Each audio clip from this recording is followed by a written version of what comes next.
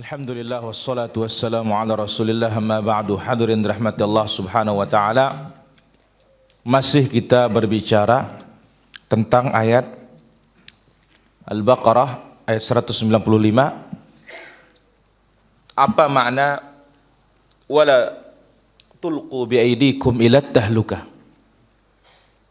Janganlah kalian menjerumuskan diri kalian ke jurang kebinasaan. Baik, Abu Bakar bin Ayyash menyebutkan, demikian juga Abu Ishaq As-Sabi'i, ada seorang bertanya kepada sahabat yang mulia Al-Bara ibnu Azib, "Hai Al-Bara, bagaimana jikalau aku dimasukkan ke tengah-tengah musuh sendirianku, lalu aku terbunuh? Apakah ini namanya menjerumuskan diri ke jurang kebinasaan?" Qala la. Jawabannya tidak. Allah Azza wa Jalla berfirman kepada Rasulnya, "Faqatil fi sabilillah la tukallafu illa nafsak." Berperanglah di jalan Allah, engkau tidak dibebani kecuali hanya untuk dirimu sendiri. Nah, urusan perang sesuai dengan kemampuan. Yang berkaitan dengan masalah ayat ini berkaitan dengan masalah infak, nafkah, berkaitan dengan belanja. Sebagaimana yang kita sebutkan kemarin, ya, ayat ini tidak bisa dijadikan dalil, ya, untuk menyebutkan bahwasanya masuk ke sarang musuh lalu kita mati, ya, ini bukan termasuk bagian dari menjerumuskan diri ke jurang kebinasaan. Pertanyaan, apakah masuk ke sarang musuh lalu kita mati samakah dengan bom bunuh diri? Jawabannya tidak sama. Ya, kenapa demikian? Di antaranya masuk ke tempat musuh, ya, kemungkinan selamat, kemungkinan juga tidak. Adapun bom bunuh diri tidak mungkin selamat.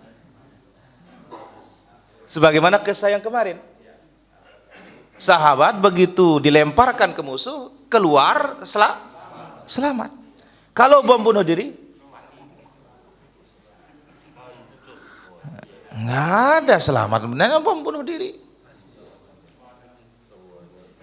maka tidak bisa disamakan. Yang jelas ayat ini ingin dijelaskan sisi pendalilannya, tempat pendalilannya di mana. Ini berkaitan dengan masalah nafkah. Maka disebutkan riwayat ini oleh Ibnu Mardawai dan juga Al-Hakim dalam Mustadraknya, dan dikatakan hadis ini sahih. Kemudian diriwayatkan oleh Thawri dan Qais bin Rabi dari Abi Ishaq As-Sabi'i dari Al-Bara, dan disebutkan hadis yang tadi atau riwayat yang tadi.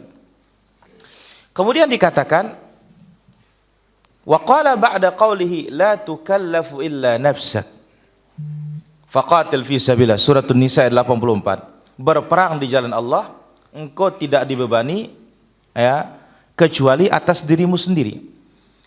Lakin at-tahlukah an yudhniba ar-rajulu dzam. Nah, namanya kebinasaan itu adalah seorang berdosa, fayulqi ila biyadihi ila tahlukah wala yatub, lalu dia bunuh diri, tidak tobat. Artinya apa? Putus kalau ini tahlukah ini. Maka bisa dua makna ayat ini.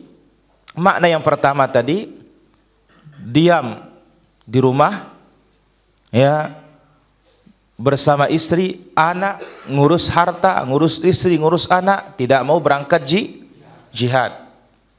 Makna yang kedua, dia berbuat dosa, lalu putus asa, bunuh diri. Nah, ini baru namanya apa? Tahlukah, menjerumuskan diri ke jurang kebinasaan. Baik. Kemudian dari Ibnu Abbas radhiyallahu anhuma tentang ayat yang tadi, wa anfiqu fi sabilillah wa la tulqu bi aydikum ila tahlukah. Laisa dzalika fil qital. Ayat ini tidak berbicara tentang masalah perang. Tidak berbicara tentang masalah apa? Perang. Ayat ini berbicara tentang masalah an-nafaqah. Belanja. Antum sika biyadika 'anin nafaqati fi sabilillah. Bergem. Tidak mau berinfak di jalan Allah. Pelit. Tidak mau berinfak di jalan Allah. Ya, wala tulqi biyadika ila tahlukah. Inilah namanya menjerumuskan diri juga.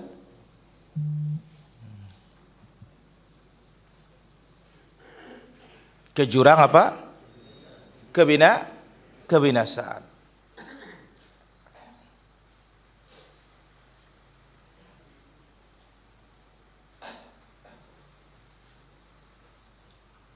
Nah, ada 3 versi sudah kita dapatkan tafsirnya di para jamaah.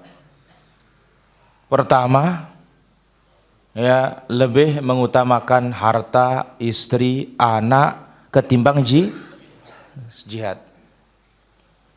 Makna yang kedua, berdosa, putus, bunuh diri. 3,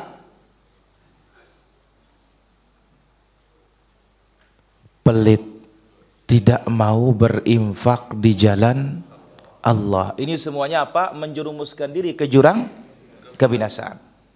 Baik, madmunul ayah. Sekarang apa isinya ayat itu? Al-amru bil infaq fi sabilillah wa fi sairi wujuhil qurubat wa wujuhit ta'at. Perintah infakkan harta kita di mana sairi wujuhil qurubat, semua tempat mendekatkan diri kepada Allah. Semua bentuk ketaatan. Lebih-lebih mempersiapkan perang melawan musuh, mengeluarkan harta untuk menguatkan kaum muslimin melawan musuh mereka. Jadi apapun harta ini keluar, ya, untuk segala ketaatan, menuntut ilmu, menyebarkan ilmu tauhid ini. Kemudian kita harus keluarkan uang bensin, beli motor, beli mobil, beli sepeda untuk mendapatkan ilmu ini. Ini semuanya adalah, ya, bentuk dari infak fi sabilillah. Membantu kaum muslimin untuk memberikan persenjataan dan yang lainnya. Ini semuanya adalah perintah yang terkandung dalam ayat ini, wa anfiqu fi sabilillah. Wal ikhbaru an tarki fi'li dzalik. Yang tidak mau berinfak untuk semuanya itu, hanya senang-senang saja, ya, kumpulin harta, memperbanyak sawah, memperbanyak kendaraan, memperbanyak saham, ya, bangun masjid ndak ikut, bangun sarana dakwah nggak ikut,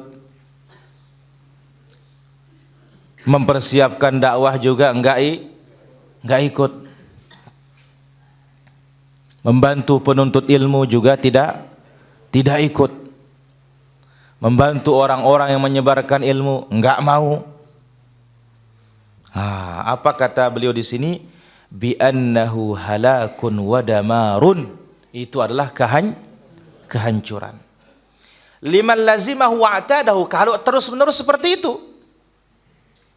Nggak mau hartanya untuk jalan kebaikan, tidak mau hartanya diinfakkan jalan ketaatan. Tidak mau hartanya diinfakkan untuk orang-orang yang mempersiapkan diri melawan musuh. Kalau terus seperti itu, hartanya disimpan, dibangga-banggakan, diperbanyak terus, itulah kehancuran. Itulah tahluka. Thumma 'atafa bil amri bil ihsan. Kemudian Allah Subhanahu wa taala ya setelah itu menyebutkan dan menggandengkan dengan ihsan, dan ihsan itu a'la maqamatit ta'ah, ketaatan yang paling atas. Allah mengatakan wa ahsinu innallaha yuhibbul muhsinin. Berbuat baiklah kalian, sesungguhnya Allah Azza wa Jalla mencintai orang-orang berbuat baik. Al-ihsan para jamaah, ya sebagaimana diterangkan dalam hadis, an ta'budallaha ka'annaka tarahu. Beribadah kepada Allah seolah-olah kita melihat Allah. Kalau tidak bisa, yakinlah Allah pasti melihat kita. Nah, ihsan ini bentuknya ada 3. Satu, ihsan kepada fi ibadatul khaliq. Ihsan beribadah kepada Allah. Bagaimana baik beribadah kepada Allah? Pertama namanya maqamul musyahadah. Seolah-olah melihat Allah. Bagaimana kita ikhlas? Ikhlas beribadah karena Allah. Yang kedua an yutqanal ibadah. Ibadah itu dikerjakan dengan baik. Inilah dia posisi yang paling atas dalam ihsan itu. Ikhlas, ibadah kita persis seperti cara Nabi SAW. Ini adalah maqam yang paling atas. Ini namanya maqamu al-musyahadah. Yang kedua namanya maqamul muraqabah, yaitu merasa diri kita minimal diawasi. Nah, ini ihsan kepada siapa? Al-Khaliq, fi ibadatul Khaliq. Yang kedua ihsan ilal makhluk, berbuat baik kepada makhluk. Ini dengan 4 hal. Dengan harta kita, dengan kedudukan kita, dengan ilmu kita, dengan perbuatan kita.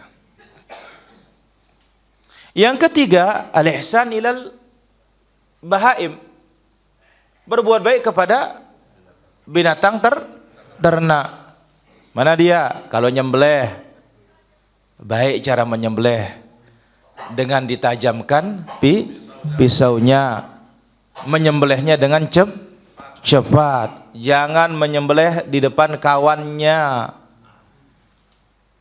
Kalau mengasah pisau, jangan mengasah di depannya. Nah, inilah dikatakan apa? Al-ihsan. Nah, ini dia para hadirin rahmatullah subhanahu wa ta'ala, poin yang bisa kita ambil. Dan insyaallah berikutnya wa atimul hajj wal umrah. Pembahasannya pas, ini bulan haji sudah nih para jamaah. Ya, pas pembahasannya insyaallah taala. Wallahu taala ala wa alam walhamdulillahi rabbil alamin. Silakan Abu Sayyab. Sayyidam. Masalah Quran. Surat Al-Nur. Ulangin. Surat Al-Nur. Ayat 40. Atas mereka kajana. surga.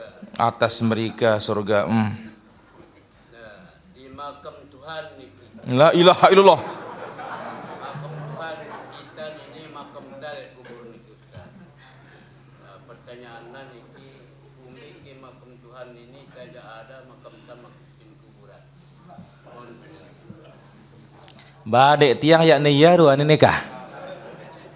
Ini hebat Abu Sayyab para jamaah. Ya. Lamun nagen ngapal jadi nagen tahu. Lagu bekatuan jaba ya ahlina ahli usul. Ya, terus hebatnya ya na tahu ngajar bekatuan. Alur ya metang le no. Metang diri na. Kareng kali Abu. Quran. Quran. Second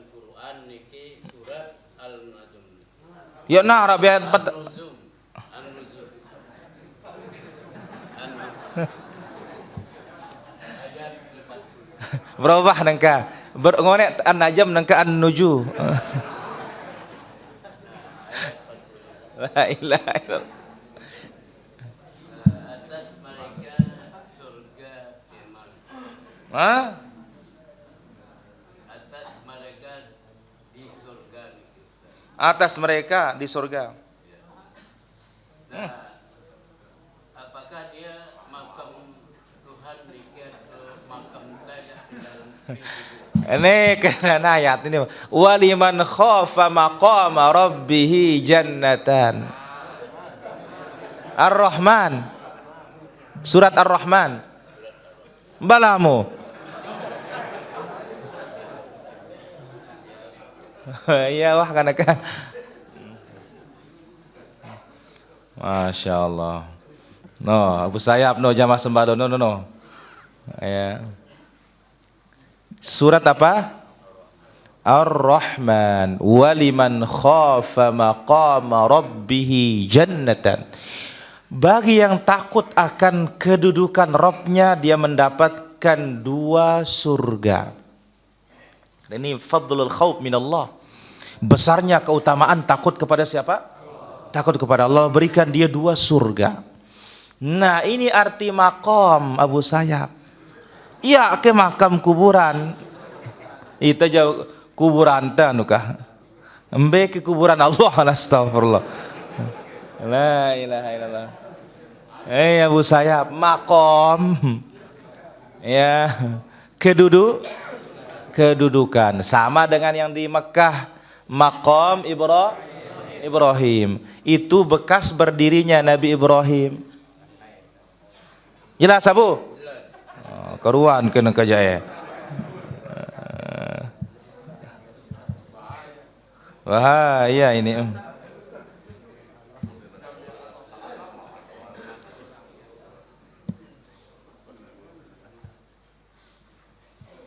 Di sini ada satu pertanyaan. Anak di luar nikah apakah mahram dengan bapaknya dan keluarga bapaknya? Kita katakan bagaimana akan menjadi mahram sementara dia adalah dari hasil yang tidak halal. Meskipun iya dalam mazhab Syafi'iyah si bapak ini, si laki-laki ini enggak boleh menikahi anak hasil zinanya. Tapi kita katakan secara mahram syar'i tidak. Wallahu ta'ala ala wa alam. Apa hukumnya menghadiri 9 hari kematian sama khitanan? Enggak boleh. Kenapa? Ini acara bidah.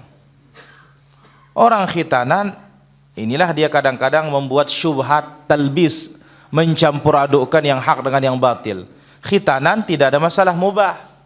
Tapi sengaja dia dicarikan hari ke-9. Ini tidak boleh nih para jamaah. Ini tidak boleh dicampur-campur. Wallahu ta'ala ala wa alam. Menyibukkan diri perkembangan virus corona hingga ketakutan. Ini membuat kita syirik yang seperti ini para jemaah. Ya, orang takut sewajarnya. Tapi harus lebih takut kepada yang membuat virus. Siapa? Allah Azza wa Jalla. Maka ini sobat obatnya nuntut ilmu sudah para jemaah. Datang dia hadapi dengan sabar. Ya. Insya Allah penghapus dosa.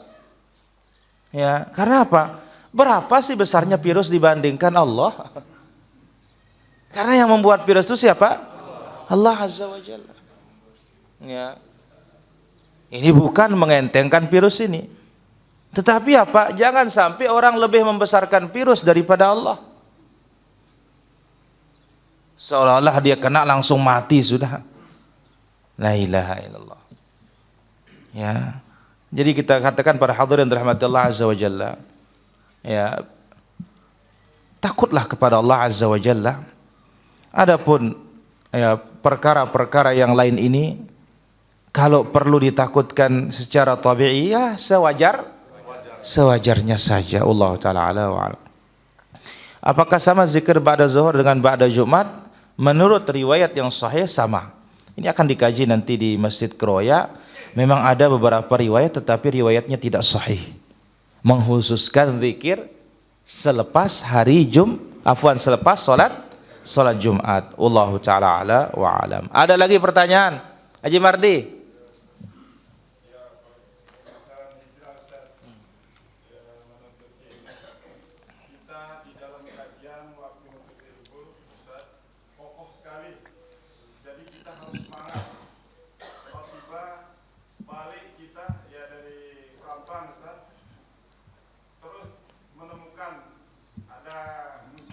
Di laut, Ustaz. Nah, ilallah.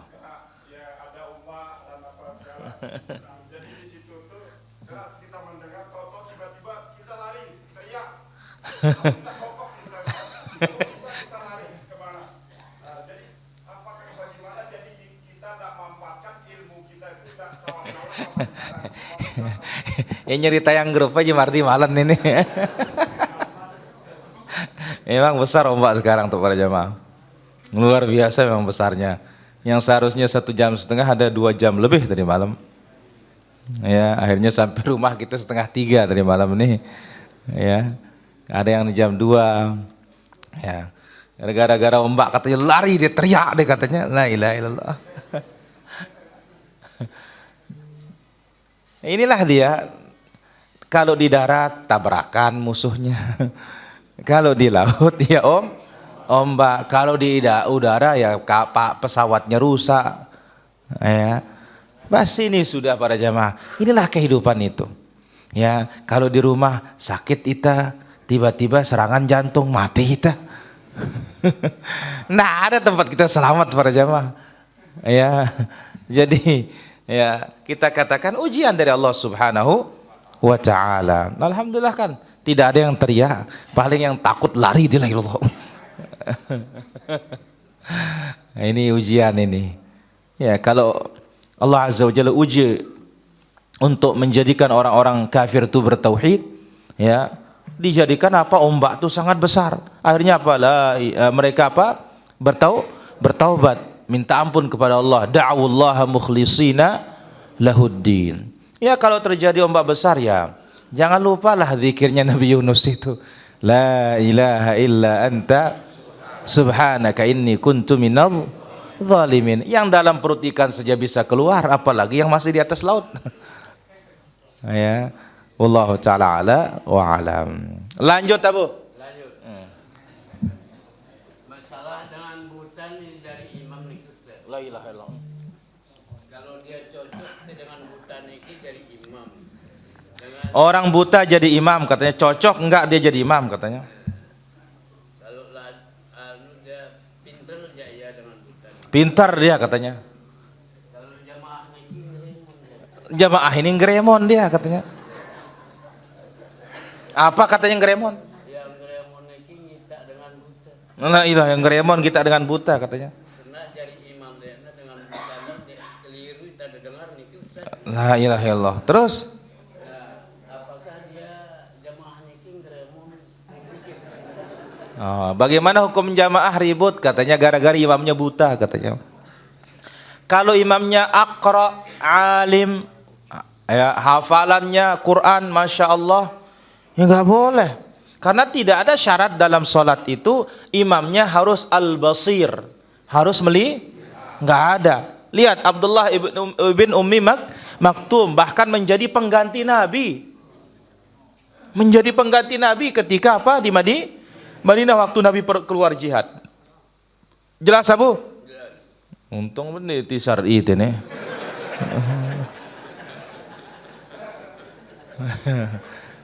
Pesahab silakan pertanyaannya. Masalah berinfak.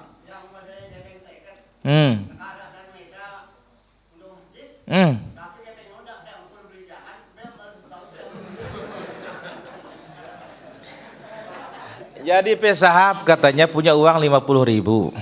Tiba-tiba ada orang yang datang mencari apa? Infak. Mana lebih baik? Katanya saya beli lauk atau saya berinfak? Lebih baik berinfak pesahab.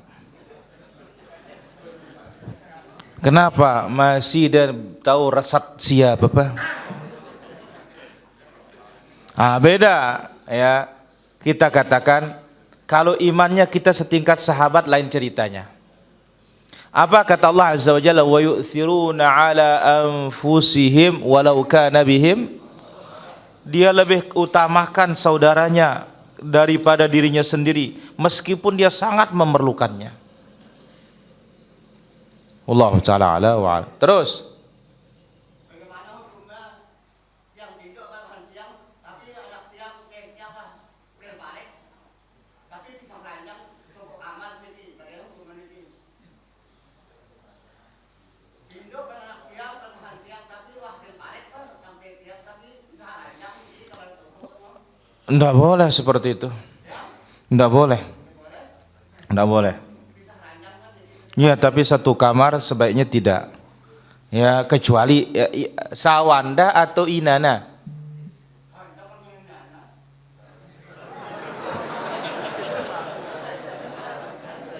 Hah? Lah. Sebaiknya dipisah. Sebaiknya dipisah. Iya, wallahu taala ala wa alam. Berdosakah memajang Asmaul Husna di dinding? Kita katakan tidak berdosa, tetapi sebaiknya tidak. Karena apa? Asmaul Husna itu dihafal, kemudian difahami maknanya, kemudian dipakai berdoa, bukan dipajang di dinding. Wallahu ta'ala ala wa alam. Bagaimana kalau kita diberi makan dari keluarga meninggal dan kalau berdoa bisa sujud? Kita katakan makanan kalau itu dari acara-acara yang tidak ada dalilnya tidak usah dimakan. Lebih baik kasih orang lain. Meskipun kita katakan zatnya apa? Halal. Ya. Wallahu ta'ala ala wa alam. Ada lagi pertanyaan? Ada lagi? Ada buhur? Ya kan repot dengan begawe ya buhur ruan ini. Ada Bu Sayap lagi? Ada. Ayah. Lanjut. Wala yusriku bikumul usri.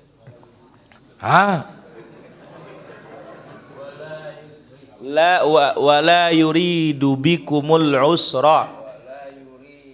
Yuridullahu bikumul yusra wala yurid.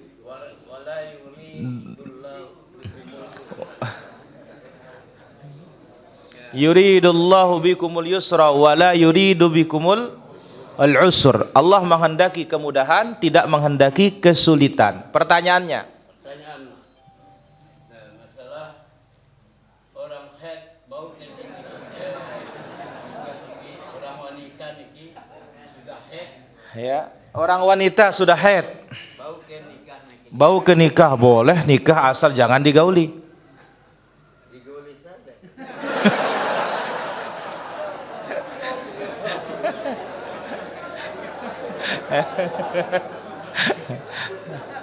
Digauli saja itu kan. La ilaha illallah. Musibahnya Bu Sayap kalau begini. Man atam ra'atahu wa hiya haid. Ya. Siapa ya atau mal'unun. Terlaknat orang-orang menggauli istrinya ketika dia haid. Ya, maka wajib dia membayar kafarah dinarun au nisfu dinar, 1 dinar atau setengah dinar. Ya, 4,25 gram atau 12,2 setengah gram. Jelas Abu? Baik, saya kira demikian para hadirin, kita pindah ke kitab berikutnya.